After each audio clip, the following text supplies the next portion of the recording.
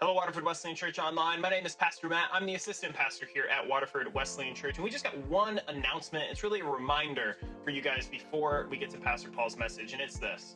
Guys, life is hard, and sometimes it's great. It's kind of all over the place, but you know what's consistent in our life is the need for prayer. And here's the thing.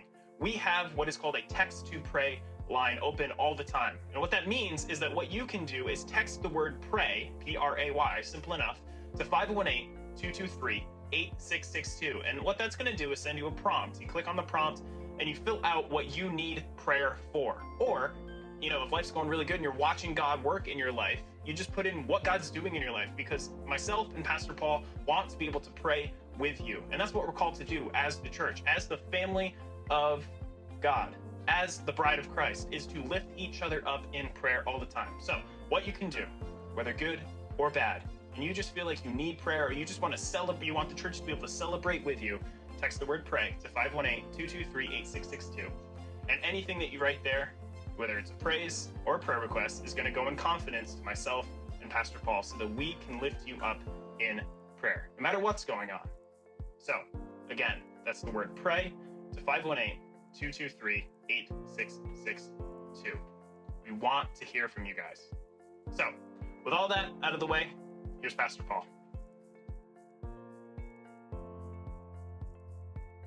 The first lawnmower I ever purchased some 30 years ago now had a sticker on the discharge side of it that said, "Do not place your hands under the lawnmower while the engine's running." I thought to myself, did I really need to be told that? And even in the picture had like fingers being chopped off. And I thought, well, that seemed kind of obvious. I remember that moment clearly because in some ways I felt like I lost some of my innocence that day. Like, you really need to be told that? And so I went to work the next day and I told my buddy, I said, "Hey man, I just bought a lawnmower and it tells me not to stick my hands under the lawnmower when it's running. Do I really need to be told that?" And he said, "Oh, dude, mine says do not use to trim your hedges." And I thought, oh, not only have I lost my innocence, I'm now losing hope in the entire human race. Like, you need to be told not to use your lawnmower to trim hedges? I guess you do. And so this isn't all that uncommon, having warning labels on things. I think over the last 20 years, that's increased even more, where there's warning labels on everything. And I've got a couple here I need to show you that are a real gem. Like, take this one, for example, a hairdryer that tells you not to sleep with the hairdryer on. I'm not exactly sure what scenario that happens in, but there you go. Don't use your hairdryer while sleeping. Or how about this one? This one says don't iron your clothes while they're on you. I hate to admit, but I actually know somebody that did that. And anyway, but that's another story for another day. And then, or this one here, this one's my favorite.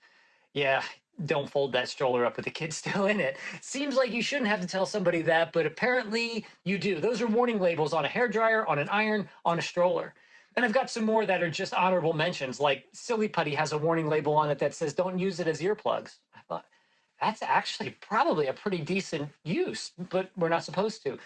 Or Christmas lights that say for indoor or outdoor use only. Is there another use? Maybe don't bury them? I'm not sure about that one. And then how about this one? The sun shield you place in your car when you park it on a hot day, that big cardboard thing that says remove sun shield before driving. Okay, sure, need to be told that. And finally, last but not least, you probably already know where this is going. On the package of peanuts, the warning is product may contain peanuts. Yeah, you kind of already knew that was coming. So I do realize that, you know, in my loss of innocence and in my loss in the hope in the human race, I realize that a lot of those warning labels are placed on there because of lawyers and because someone's tried it at least once. So the desired effect of the warning label, though, is now gone because there's a warning label on everything. Do you even read them anymore? When's the last time you read a warning label? When's the last time you paid attention to one? Nobody cares. You see it says do not eat on a package of silica gel. You don't bother reading that. We just don't pay any mind to them anymore. We're inundated with warnings. Our numbness to warnings can carry over far past the place of don't spray Febreze or Lysol in your eyes to something really significant and life-changing that we really do need to pay attention to. When we keep getting warnings all the time and you just start tossing them aside and don't pay attention to them, there are warnings in this world that you and I need to pay attention to that can't be solved with an eye wash station, that actually are far more significant. The scriptures give us warnings all of the time. Matter of fact, Jesus gives us a warning that is really, really important for the church then and today. And I think today, honestly, I just feel compelled that you need to hear this because I need to hear this. And I think we need to keep this particular warning that Jesus shares with us in front of us all the time.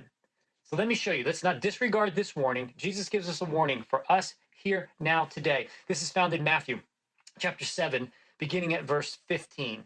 Watch out for false prophets. They come to you in sheep's clothing, but inwardly they are ferocious wolves. By their fruit you will recognize them. Do people pick grapes from thorn bushes or figs from thistles? Likewise, every good tree bears good fruit, and a bad tree bears bad fruit. A good tree cannot bear bad fruit, and a bad tree cannot bear good fruit. Every tree that does not bear good fruit is cut down and thrown into the fire. Thus, by their fruit, you will recognize them. The warning label that Jesus makes clear is watch out, pay attention, beware, look around. Right here in verse 15, he makes that pretty clear. Watch out. Watch out for what? Watch out, he says, for false prophets. So before we get into the watch out, maybe we should find out what exactly is a prophet. A prophet is someone that would speak on behalf of God. They would speak of what is good, what is true, what is right. And some prophets can even see the way culture is moving and see where it's going to go. It's not like they foretell the future, they just kind of see it. But a prophet is someone that speaks about what is good, what is true, what is right, what is God. I'm not talking about the person that tells you Jesus is coming back tomorrow. I'm not talking about the person with a sandwich board and a megaphone on a street corner telling you turn or burn. I'm not talking about those people. I'm talking about somebody that would speak about what is good, what is true, what is right, what is God. You see, Jesus is talking about the false prophet, someone that's far more sophisticated than the sandwich board and megaphone.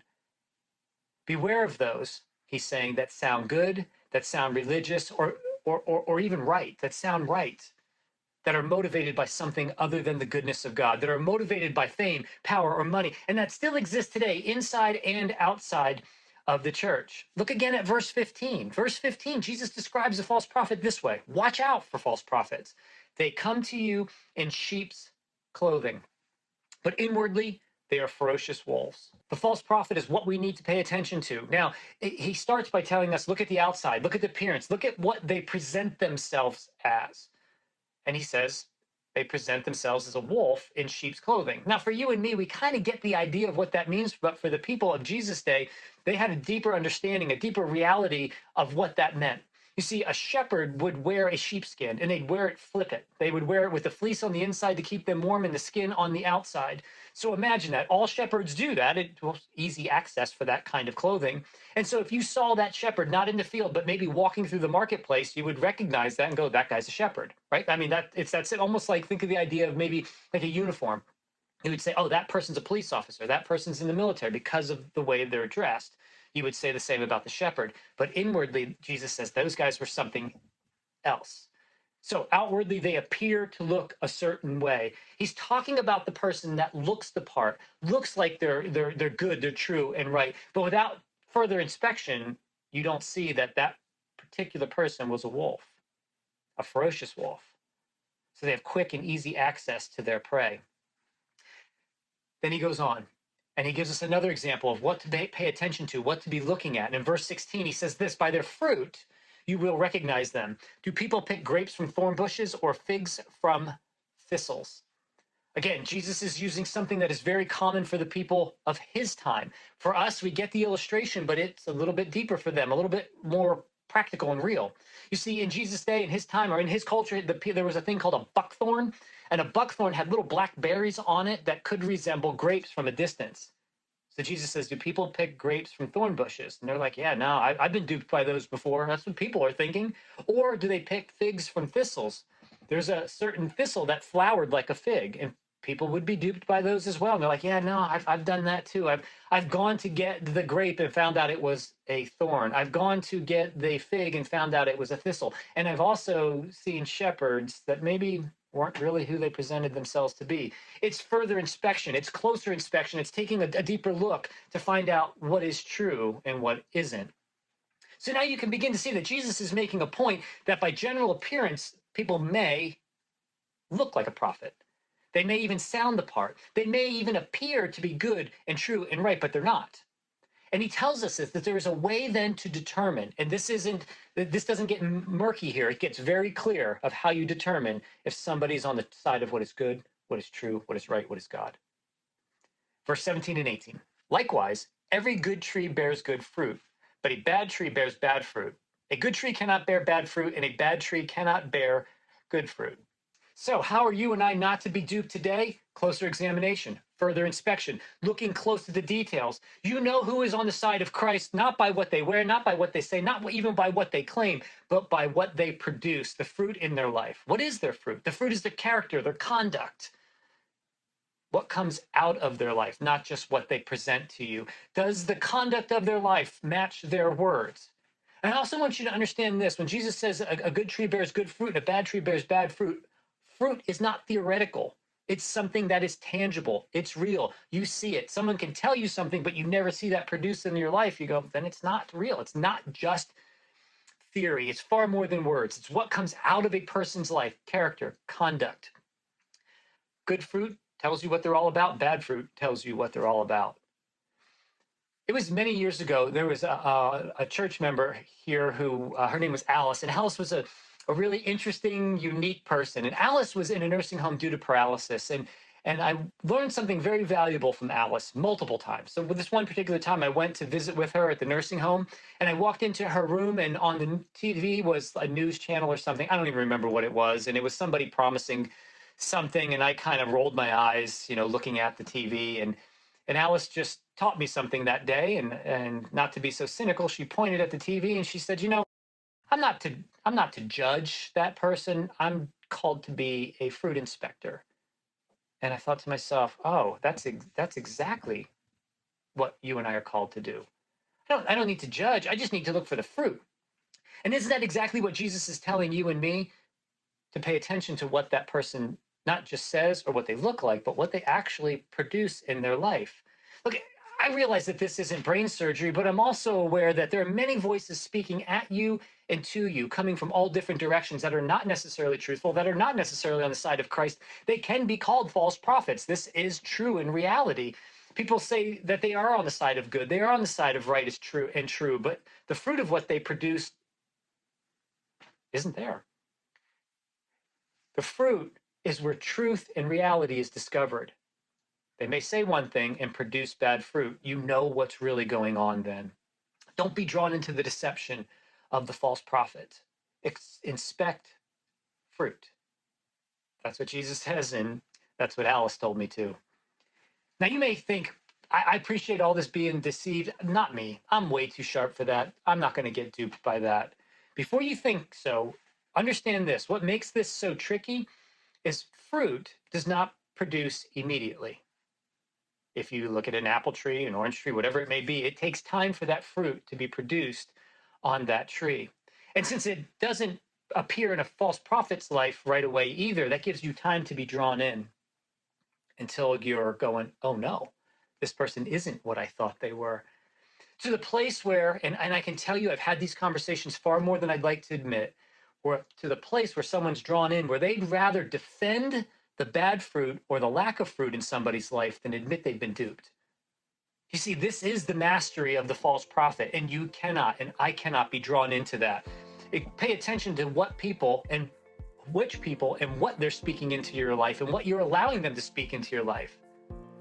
And look, I'm going to take this one step further too and say this. I'll say today that I don't believe that just false prophets are trying to sneak into the church. Sometimes I think the church has run to false prophets. There are plenty of organizations that claim to be on the side of helping people, claim to be on the side of good, claim to be on the side of what is right, claim to be on the side of justice. And in the end, what they produce is power and money for a few at the top. And the people they claim that they were there to help completely disregard them. That's the heart of a false prophet.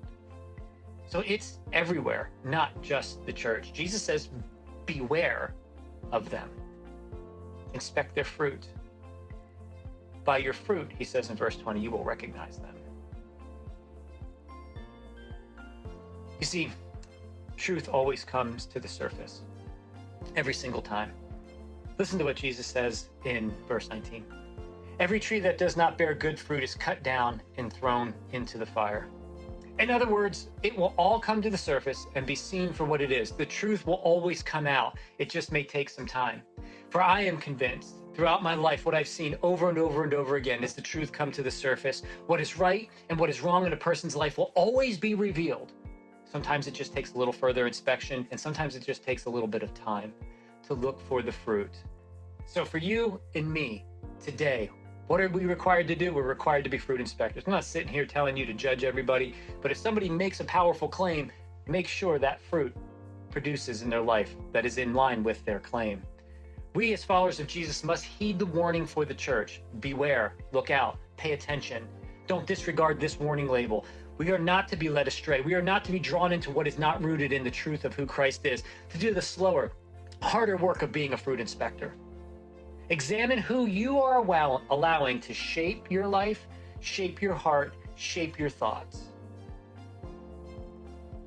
Albert Tate said it this way: whoever encourages you to love your neighbor less isn't from God. Hold that prophet up to the unchanging and scriptural truth of who Jesus really is. Watch out. Pay attention for false prophets. It's our responsibility to be fruit inspectors, to protect your heart, to protect your mind, and always examine them next to the truth of Scripture.